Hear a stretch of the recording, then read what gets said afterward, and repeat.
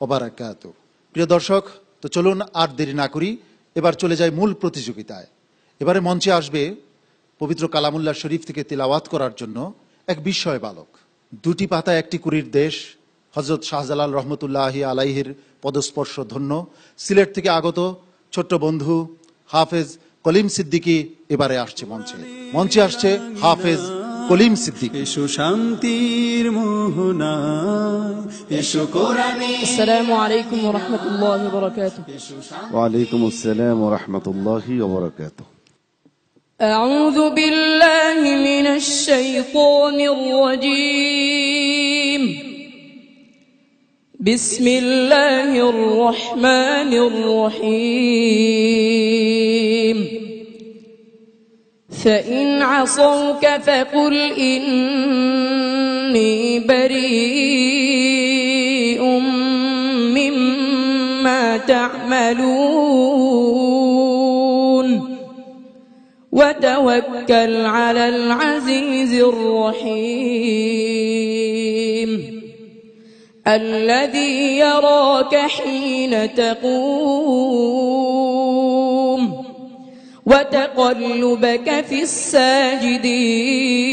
الساجدين إنه هو السميع العليم هل أنبئكم على من تنزل الشياطين تنزل على كل أفاك أثيم يلقون السمع وأكثرهم كاذبون والشعراء يتبعهم الغاوون ألم تر أنهم في كل واد يهيمون وأنهم يقولون ما لا يفعلون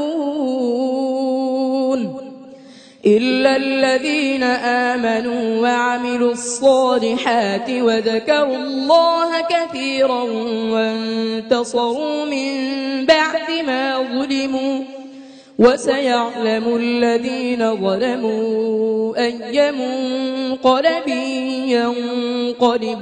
ينقلبون بسم الله الرحمن الرحيم طاسين تلك آيات القرآن وكتاب مبين هدى وبشرى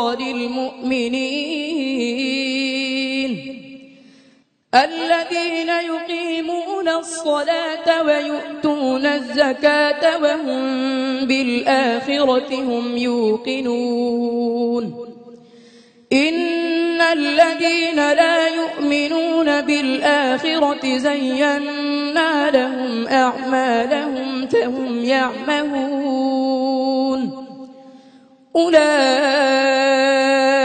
الذين لهم سوء العذاب وهم في الآخرة هم الأخسرون صدق الله العظيم صدق الله العظيم মাশাআল্লাহ, চমৎকার তিলাওয়াত করেছে হাফেজ কলিম সিদ্দিকী।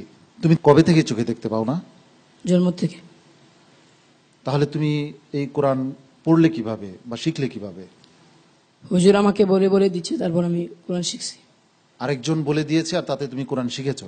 জি। তাতে তোমার কয় বছর লেগেছে? 2 মাস। সরি, কয় মাস? 2 মাস। মাত্র 2 মাস। সুবহানাল্লাহ, এত বড় একটি গ্রন্থ 2 মাসে হিফজ করেছে এই কলিম সিদ্দিকী।